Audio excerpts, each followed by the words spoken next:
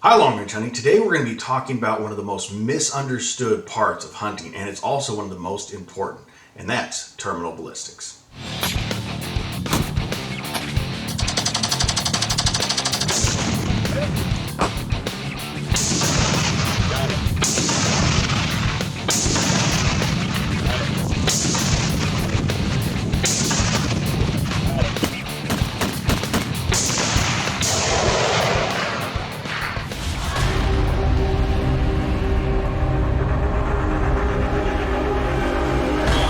Now, unfortunately, there's a ton of bad information out there. Something I want to address real quick.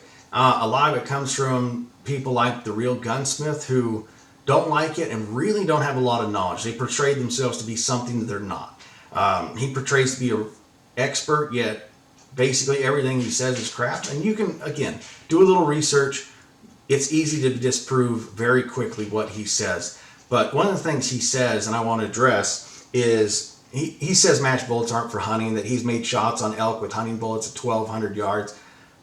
That's a load of crap. It really is. With the guns he's shooting, that's going to be well below, at 1,200 yards, that 2,200 feet per second minimum impact velocity. So if he actually did, he took a bullet way past what it's supposed to, and having shot those bullets and knowing where even in the magnums they lose stability, I seriously doubt that he has ever shot an elk that far. I'm sure he shot that far, but I doubt he's ever shot an elk. There's no way that bullet, unless he got lucky and hit it in the head, that bullet is not going to be stable at that point. It's not going to give him the performance he needs. That is as far from ethical as you want to go. He's taking a shot with a bullet that isn't designed to go that far and will be destabilized. Now, one of the ones he does, and I hear this a lot, it's honestly comical to me in a lot of ways. Hunters who don't like long range will do the same thing that PETA does. They'll take something and try to twist it. Like there was a PETA, a fawn was sitting next to its mom that had been roadkilled. They tried blaming it on hunters, saying that a hunter killed it and left it with its baby. Well, anybody with a brain, it's springtime, it's got road rash. Anybody with a brain can see that wasn't hunted, it was roadkill.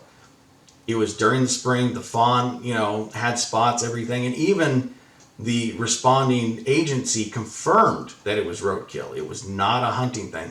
But they tried to twist it and say, oh, this, hunters did this to this poor little deer. They're terrible people. Well, it's not true. They twist it. And Real Gunsmith and other people that don't like it, this is one of the most common things they say, is people edit the footage. They really don't drop like that. Real Gunsmith says that you can't just drop an animal like that. Well, again, that tells me one thing. He doesn't know what he's talking about.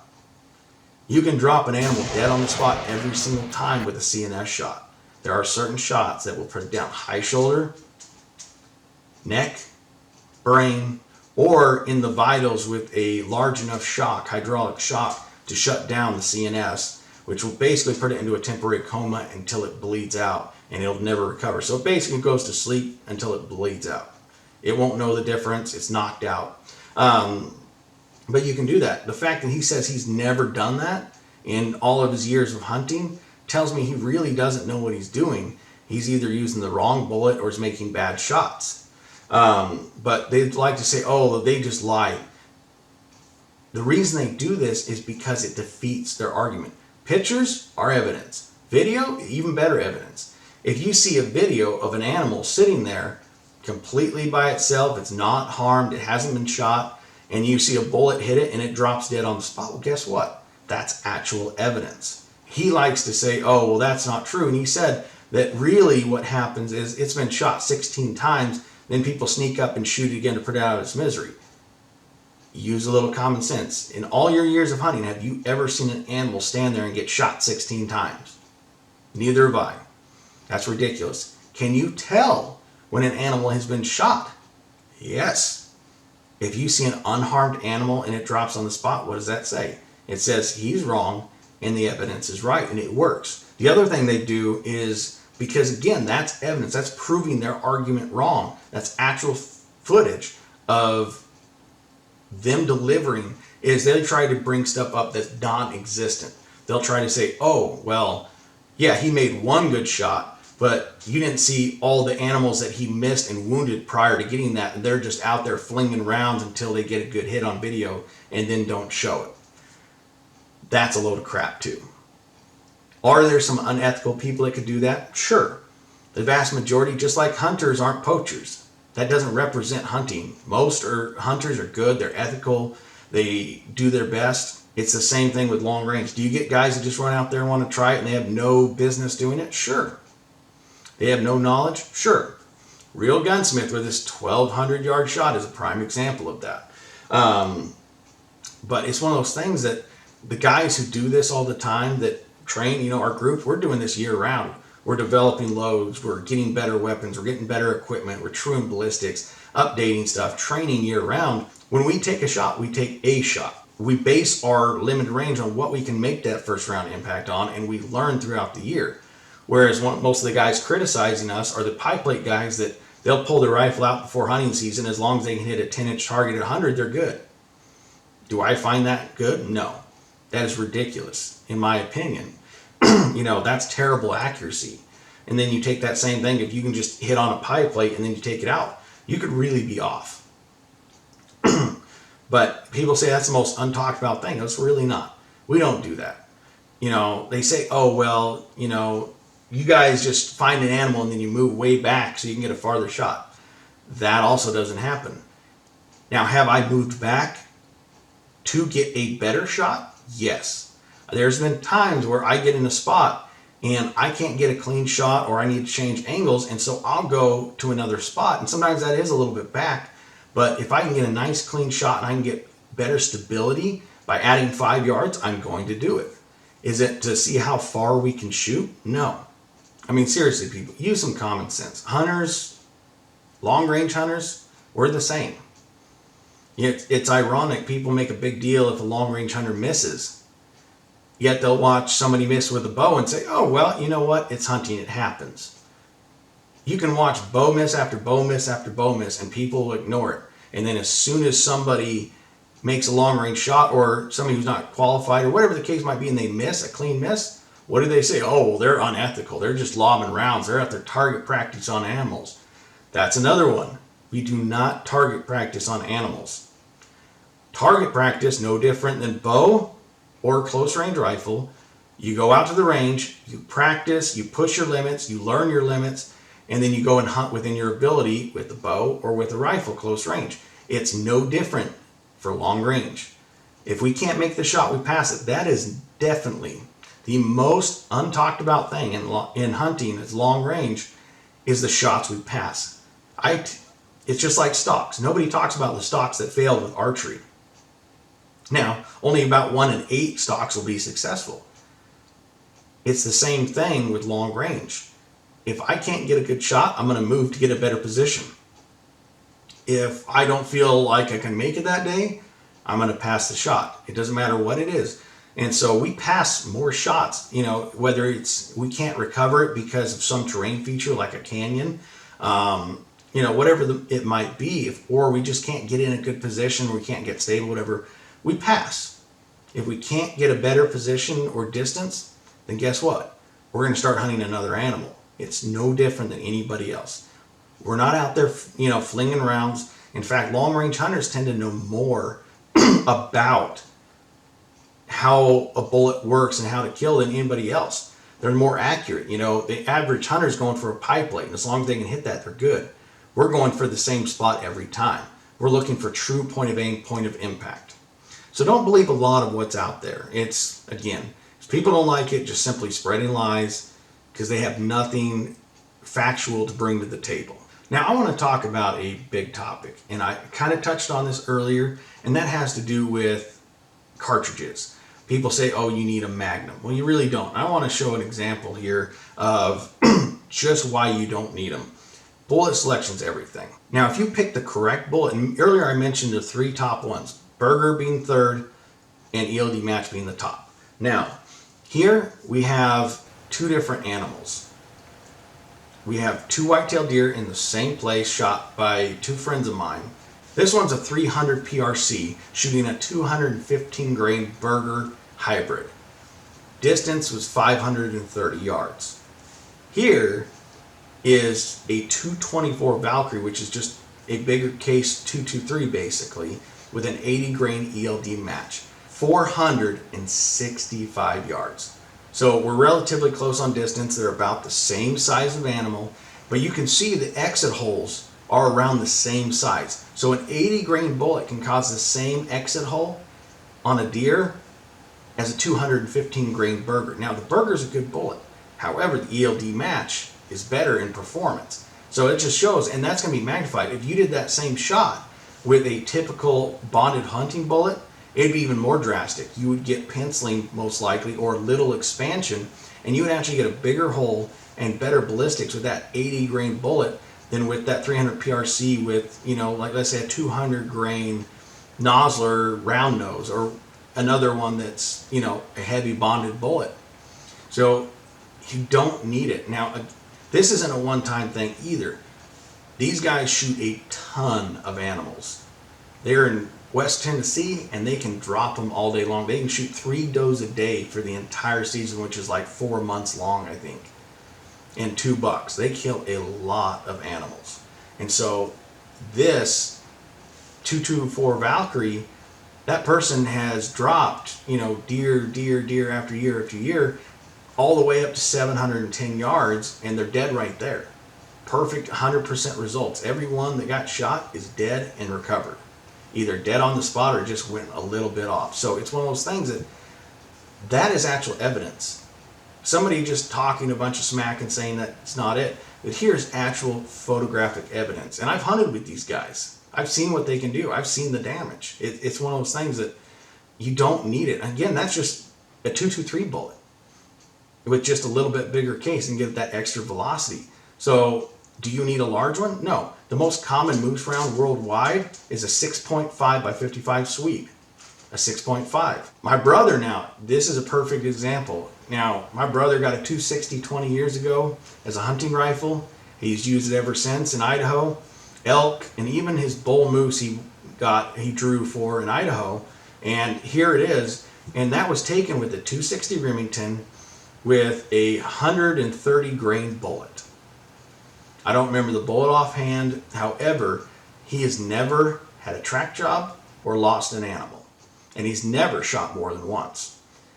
He dropped his moose at a couple hundred yards with that 260 dead on the spot. So again, 20 years of experience of doing it right shows a lot more. And then, you know, the Tennessee side, they're dropping them with a 224 Valkyrie all day long out at, you know, 710 yards as long as multiple over 700 yards.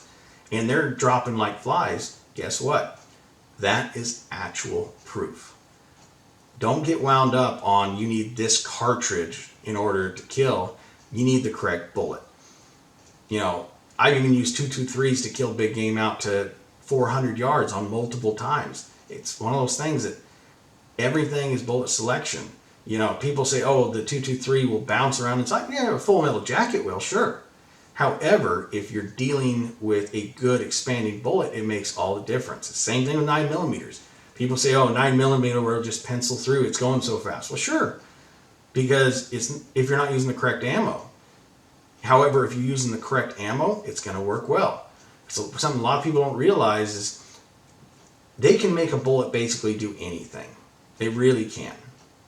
So pick the right bullet. ELD match is an incredible choice. It'll drop them all day long. Now let's talk about terminal ballistics as far as the wound cavities in hydraulic and hydrostatic shock. As you can see in the diagrams, we have our hide, we have our vitals, we have our temporal wound cavity, and our permanent wound cavity. Now what are each one of those? Now you have, if you look at ballistics gel testing, you're going to see that bullet enter, you're going to see expansion, and then it's going to come back, and you're going to have that permanent hole through there, that permanent wound cavity. That permanent wound cavity, the more that bullet expands, the larger that permanent wound cavity is going to be. That's going to be your exit hole, that hole through the heart, and then you're going to have your temporary wound cavity, that hydrostatic shock. Now here's the thing, hydrostatic shock is what happens under 2,200 feet per second. Now, what a lot of people don't realize is pistols. Pistols can achieve hydrostatic shock. So can a rifle if you're shooting under 2,200 feet per second. And that's that temporary wound cavity. An easy way to think about it is take a rubber band. If you took a large rubber band and you expanded that slowly until the fibers start to break, it starts to have holes, and then you let it go and it's structurally damaged. That is what hydrostatic shock is doing. It's creating that temporary wound cavity and just causing stuff to rupture and causing damage, and then you have that permanent wound cavity. How do we get the temporary wound cavities? Those temporary wound cavities are because you're shooting a water-based mammal. Water-based mammals like elk, deer, even humans have the same thing of that water base, and so it's like doing displacement. If you punch your fist in the swimming pool, you see that displacement of water, it's doing the same thing. So it's hitting them faster than the eye can see. You're having that temporary wound cavity up, and it's stretching that elasticity and causing damage. It can help shut down the CNS. You can hit it, it can rupture arteries, it can do all kinds of things. So that's what happens under 2,200 feet per second. Now, over 2,200 feet per second, you get what's called hydraulic shock. Only with the correct bullet choice, however. Over 2,200 feet per second, if you're not getting good expansion, you're not getting hydraulic shock. So that hydraulic shock is basically an enlarged version of hydrostatic shock. The increased velocity in that bullet opening up, the violence of it, take that rubber band and basically stretch in all directions until it explodes. That is hydraulic shock. You are stretching the temporary wound cavity beyond the elasticity point of that media. Whether it's an elk or a deer, bison, whatever the case might be, you're stretching it beyond that elasticity point, and it is ripping everything and making it explode. A great way for hunters out there, if you ever shot a deer and you see massive bleeding and everything, and there's a hole through the heart, that is what you achieve with hydrostatic shock. Hydraulic shock, if you ever shot an animal and you open it up and the entire chest cavity is soup, there's not a single organ, it's just slush. It's basically obliterated everything into soup. That is hydraulic shock. And again, that is a great thing to go for. That temporary wound cavity is going to be larger. It's going to help aid you in dropping that animal because of the massive damage. The more damage you cause in there with that hydraulic shock, the faster that animal is going to die. Now, for the first diagram, what we're going to talk about is what happens if the bullet doesn't perform.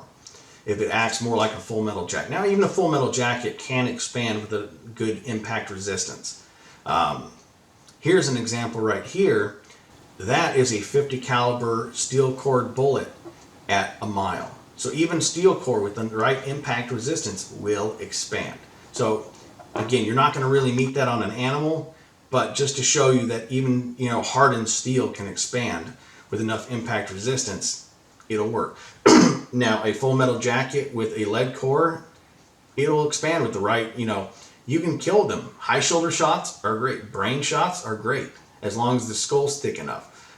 You can put some down with full metal jacket. It's not ideal, but to look at this, we have your hide, your vitals, that depth in between, and you have that permanent wound cavity. And what's happening is because that bullet isn't performing, you're not meeting the necessary resistance, and it's just going to pencil right through that animal, and so you're not getting that temporary wound cavity, or you're getting minimal of that hydrostatic shock. Now, this is a perfect example of hydrostatic shock. So you see the bullet go in, it's got that start to that permanent wound cavity, it's going to open up that temporary wound cavity, that hydrostatic shock inside.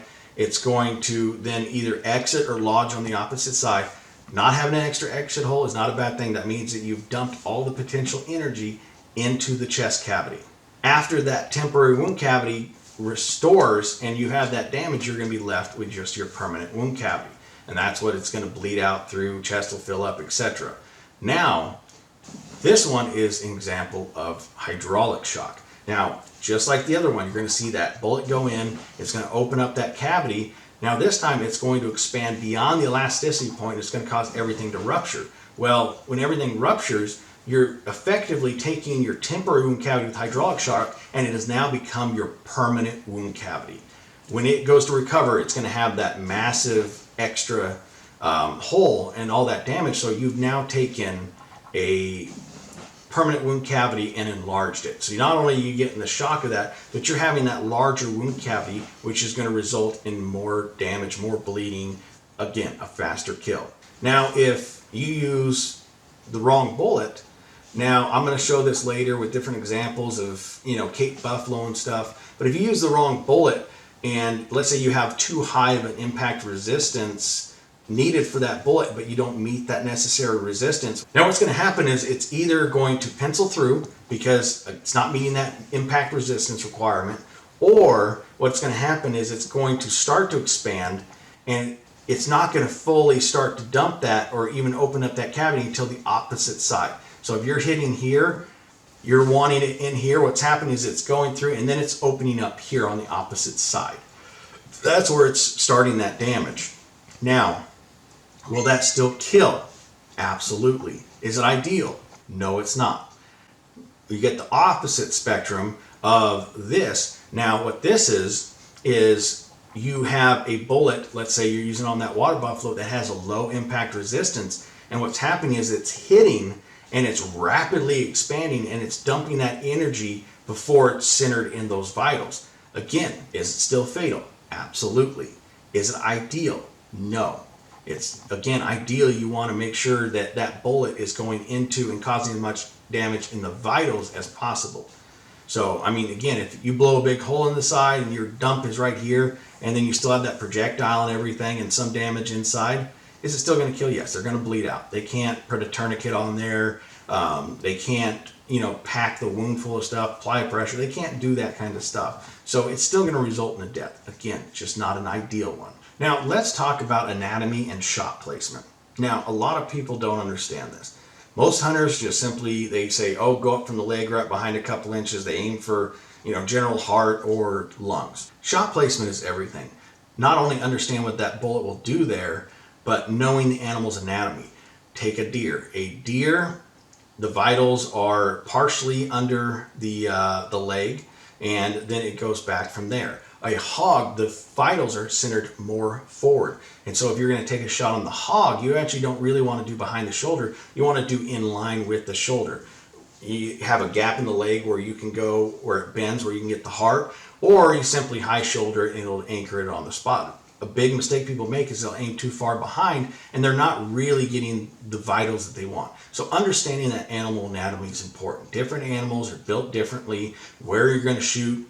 Take bears. Bears are very similar to humans. When they stand up, you're going to have a very similar shot placement as far as, a standing shot. And then, you're going to go more revert to what a deer would as far as the side shot if it's down on all fours. Now, the best shot placements as far as CNS, and I talk about this a lot, you can drop animals dead on the spot every single time if you deliver what you need to. I have kids that I've taught, including my son, that he's dropped 3 out of the 6 deer dead on the spot, and the other ones only win a maximum of 30 yards in a dead run. And he's 9. So if you can't do that, but a kid can repeatedly get those types of results, you can do it. Now, the ones that ran were behind the shoulder shots. The other shots were neck and shoulder, and they dropped dead on the spot. One of those was actually a heart shot that, again, it was at 60 yards and it had enough hydraulic shock to shut that down and drop it. So 3 shots, 3 dead animals dead on the spot, and the other ones barely made it out of there. And again, just a few seconds of living. So that's very effective. So if a kid can do it, you can do it too. It's all about shot placement.